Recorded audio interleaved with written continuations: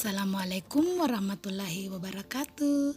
Apa kabar anak-anak hebat hari ini? Ibu guru harap kalian semua dalam keadaan sehat walafiat. Begitu juga dengan keadaan ibu guru. Hari ini kita akan belajar tema 6, panas dan perpindahannya. Subtema 2, perpindahan kalor di sekitar kita. Pembelajaran 1. Sebelum kita belajar, kita berdoa dulu ya. Doa dimulai. Selesai. Adapun tujuan pembelajaran kita pada pagi hari ini adalah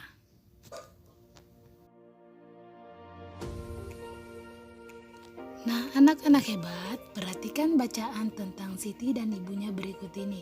Hari ini Siti libur sekolah. Siti dan ibu memasak bersama di dapur. Siti membantu ibu membuat tumis kangkung kesukaannya. Ibu meletakkan wajan di atas kompor, kemudian menyalakan api kompor. Tidak berapa lama, ibu menuangkan sedikit minyak goreng ke dalam wajan. Siti diminta menunggu wajan tersebut sampai minyak goreng di dalam wajan itu panas. Tak berapa lama, timbul gelembung kecil dalam minyak goreng. Saat itulah Siti tahu bahwa minyak goreng itu telah cukup panas. Siti pun memasukkan bumbu-bumbu yang sudah dipotong ke dalam wajan.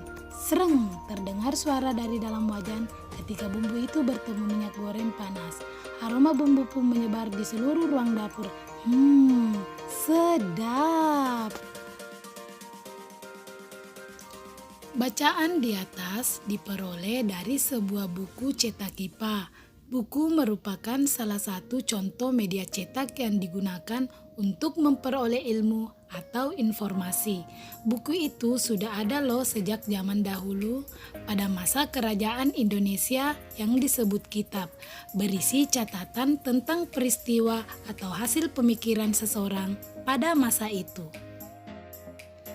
Nah, anak-anak hebat sekalian, pernahkah kamu melakukan kegiatan yang serupa dengan Siti dan ibunya?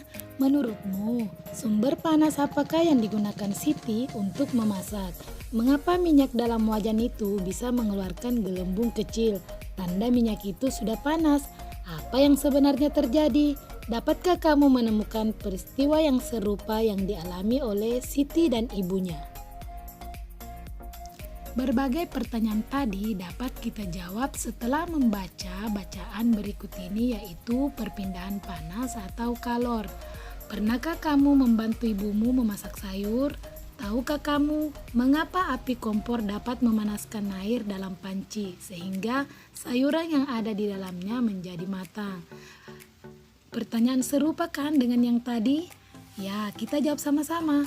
Ketika kamu memasak sayuran, panas dari api kompor berpindah ke dalam panci. Kemudian panas tersebut berpindah ke dalam air, sehingga air menjadi panas dan sayuran yang ada di dalam menjadi matang. Peristiwa tersebut membuktikan bahwa panas dapat berpindah.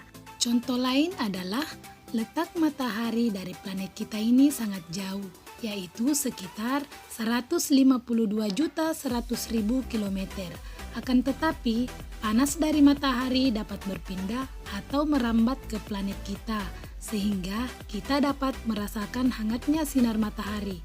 Andai saja panas matahari tidak dapat berpindah ke bumi, dapatkah kamu membayangkan bagaimana keadaan bumi kita ini? Berikutnya adalah panas berpindah dari benda yang bersuhu tinggi ke benda yang bersuhu lebih rendah. Bagaimana panas dapat berpindah? Panas dapat berpindah melalui 3 cara, yaitu konduksi, konveksi, dan radiasi.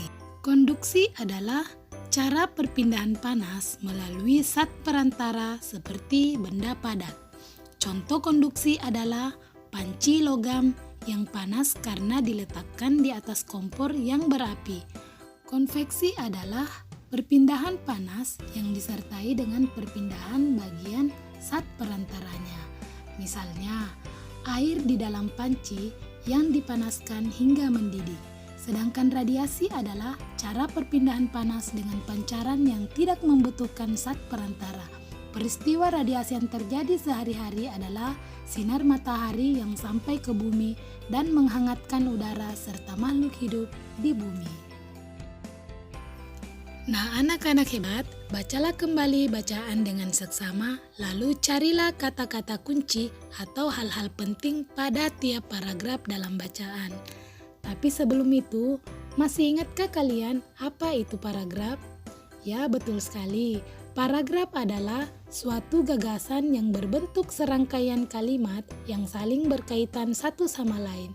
Nama lain dari paragraf ialah wacana mini. Kegunaan dari paragraf adalah untuk menjadi penanda dimulainya topik baru dan memisahkan gagasan-gagasan utama yang berbeda. Perhatikan bacaan berikut ini. Bacaan tersebut memiliki 3 paragraf.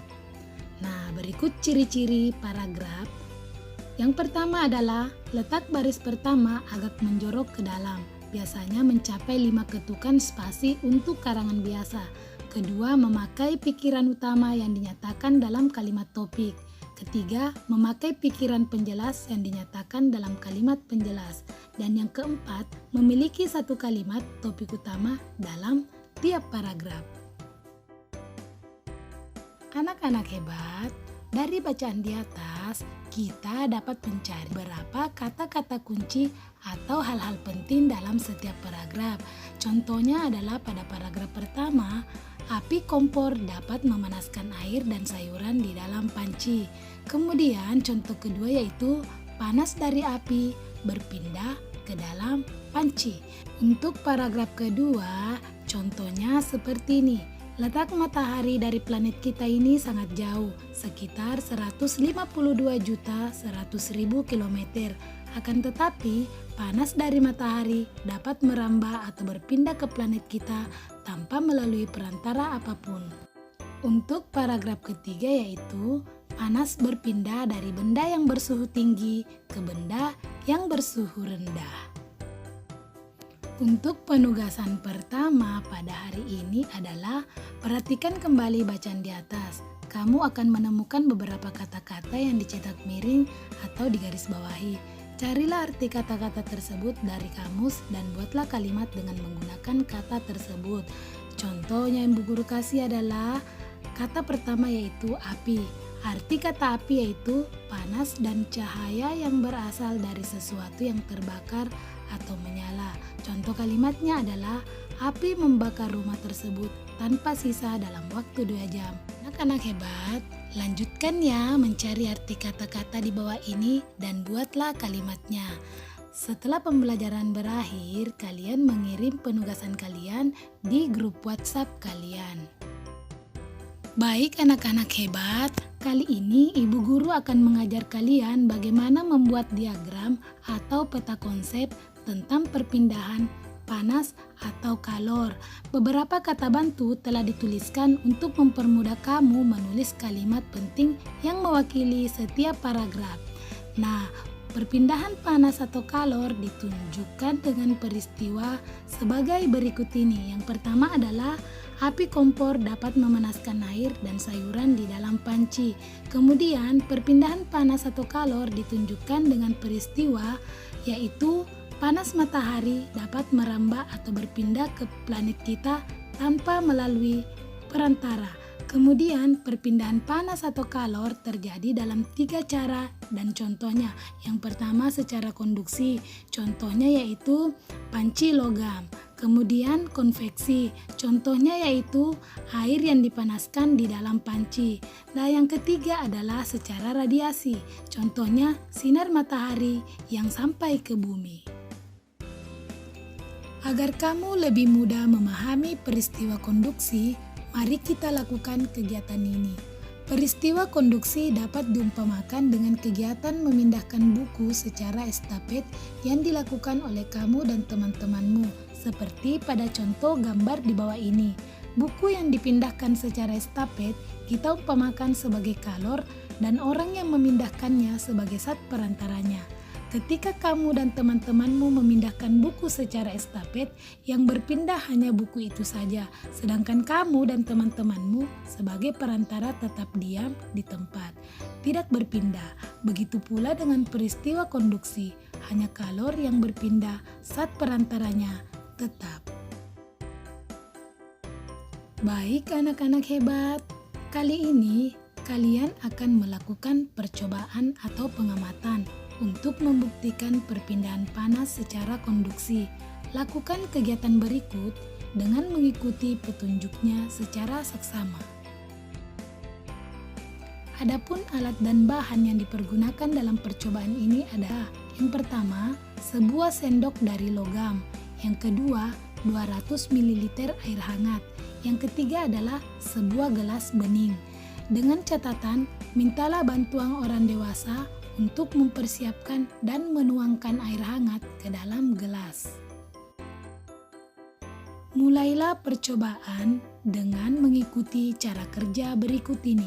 Yang pertama, masukkan air hangat ke dalam gelas bening. Yang kedua, masukkan sendok ke dalam gelas yang berisi air hangat. Yang ketiga, setelah beberapa saat, peganglah ujung sendok dengan tanganmu.